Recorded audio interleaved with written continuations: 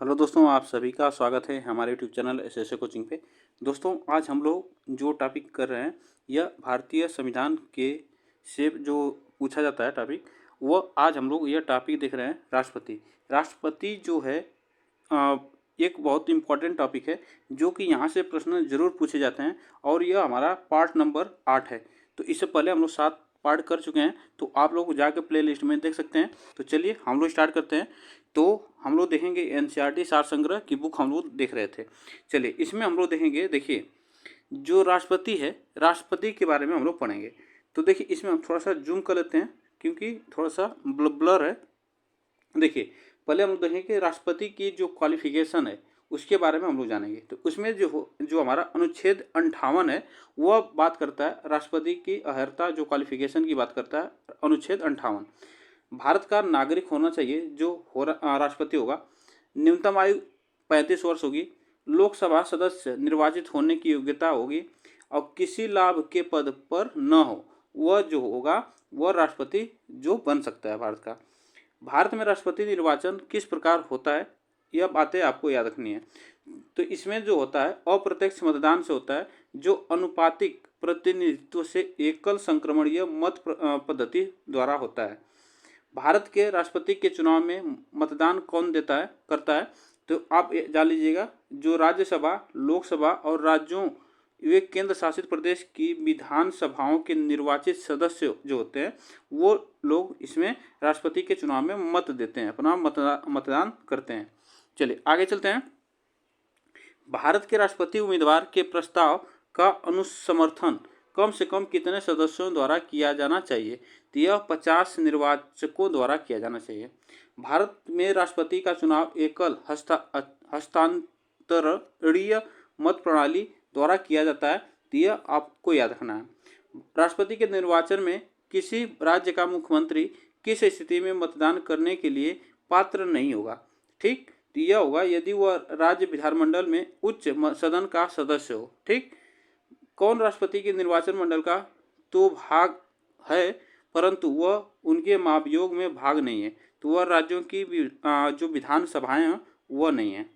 संसद, आगे चलते हैं। देखिए संसद व विधानसभा का कोई सदस्य राष्ट्रपति निर्वाचन जो होता है हो सकता है, परंतु उस पर क्या शर्त होगी उसके बारे में। तो देखिए निर्वाचित होने के उपरांत उसे अपनी सदस्यता छोड़नी पड़ेगी, ठीक। संसद के लिए राष्ट्रपति का अभिभाषण कौन तैयार करता है, तो यह केंद्रीय जो मंत्रिमंडल होता है वह तैयार करता है। राष्ट्रपति की मृत्यु, पद त्याग अथवा हटाए जाने पर पद की रिक्ति को 6 माह की समय सीमा के भीतर भरना होगा, ठीक। अगर कोई भी राष्ट्रपति पद पर है, अगर उसकी मृत्यु या त्याग पत्र वो दे देता है तो उसके पद को 6 माह के भीतर भरना होता है। भारत के राष्ट्रपति चुनाव में उत्पन्न विवाद का निपटारा कौन करता है, तो यह सर्वोच्च न्यायालय करता है। भारत के राष्ट्रपति को उसके कार्यकाल की समाप्ति से पूर्व किस प्रकार पद से हटाया जा सकता है, तो यह महाभियोग लगाकर हटाया जा सकता है राष्ट्रपति को। आगे चलते हैं। भारत के राष्ट्रपति को उसके पद से हटाने का अधिकार किससे प्राप्त है, तो यह संसद को प्राप्त है, ठीक। आगे चलते हैं।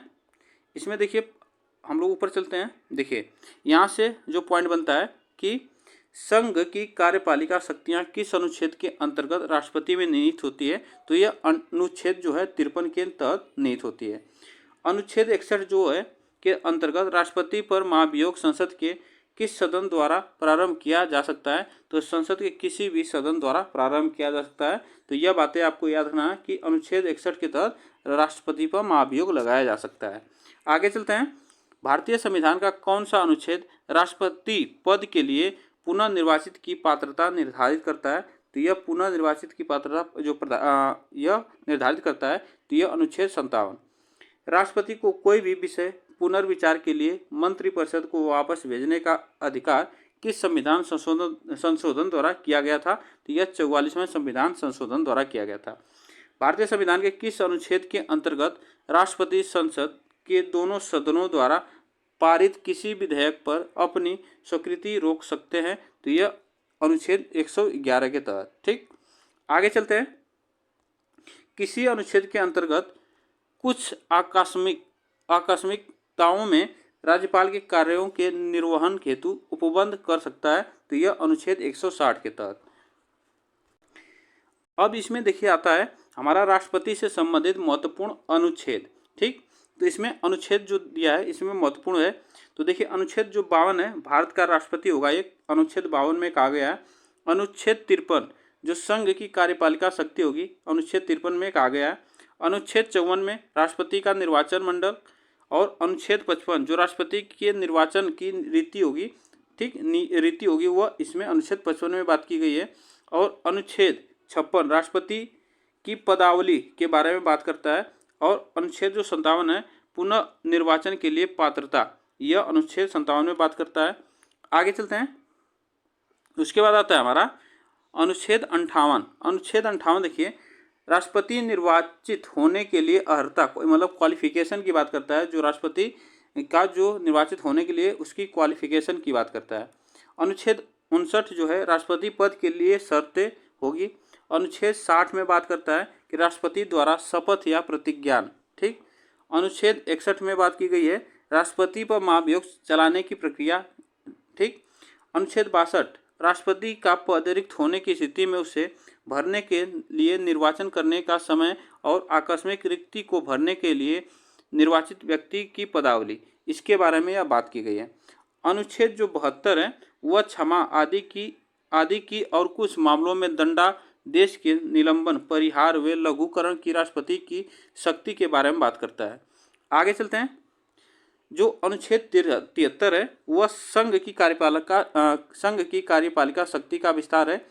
और एक पॉइंट यहाँ से बनता है, थोड़ा सा देखिए, एक पॉइंट है यहाँ से कि जो राष्ट्रपति है, राष्ट्रपति को मृत्यु दंड के मामले में क्षमादान करने की शक्ति प्राप्त है, किंतु राज्यपाल के पास यह शक्ति नहीं है।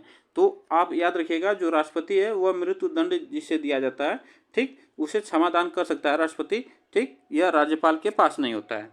आगे चलते हैं, इसमें देखिए पॉइंट है सर्वोच्च न्यायालय के न्यायाधीश को उसके पद से हटाने का अधिकार किसे प्राप्त है, तो वह राष्ट्रपति को प्राप्त है। ठीक ना, जो सर्वोच्च सुप्रीम कोर्ट का जो न्यायाधीश होगा, जज होगा, उसे हटाने का अधिकार राष्ट्रपति को है।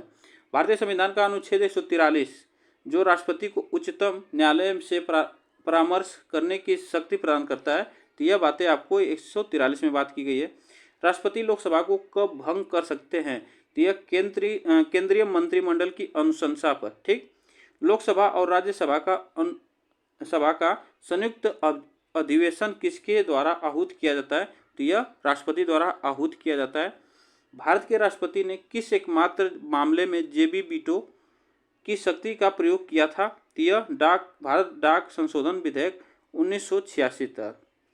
भारत का राष्ट्रपति संसद के दोनों सदनों की चर्चा में भाग नहीं ले सकता है। ठीक, आगे चलते हैं, इसमें देखिए पॉइंट बनता है कि किसी भौगोलिक क्षेत्र को अनुसूचित क्षेत्र घोषित करने का संवैधानिक अधिकार किसे प्राप्त है, तो ये भी राष्ट्रपति को प्राप्त है। अब यहाँ से बात आती है कि राष्ट्रपति द्वारा नियुक्त अधिकारी कौन कौन होते हैं। देखिए उसमें होता है प्रधानमंत्री एवं केंद्रीय मंत्री, राज्यों के राज्यपाल, वित्त आयोग व राजभाषा आयोग के अध्यक्ष व सदस्य, उच्चतम न्यायालय और उच्च न्यायालयों के न्यायाधीशक, भारत के महान्यायवादी तथा नियंत्रण व महालेखक परीक्षक, संघ लोक सेवा आयोग के अध्यक्ष एवं सदस्य, मुख्य निर्वाचन आयुक्त एवं अन्य निर्वाचक आयुक्त इसमें होते हैं। राष्ट्रपति यह नियुक्त कर सकता है अधिकारी को। राष्ट्रपति मानवाधिकार आयोग के अध्यक्ष एवं सदस्य, अनुसूचित जाति व अनुसूचित जनजाति आयोग के अध्यक्ष एवं सदस्य, संघ राज्यों के राज्यपाल अथवा प्रशासक, दिल्ली व पुदुचेरी के मुख्यमंत्री, यह जो है राष्ट्रपति नियुक्त कर सकता है।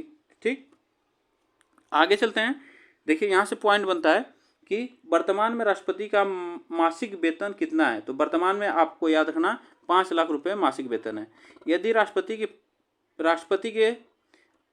यदि भारत के राष्ट्रपति का पद रिक्त हो जाए और कोई उपराष्ट्रपति भी न हो, तब कार्यवाहक राष्ट्रपति कौन होगा, तो यह सर्वोच्च न्यायालय का मुख्य न्यायाधीश होगा। ठीक, जो सुप्रीम कोर्ट का मुख्य न्यायाधीश होगा वही होगा कार्यवाहक राष्ट्रपति।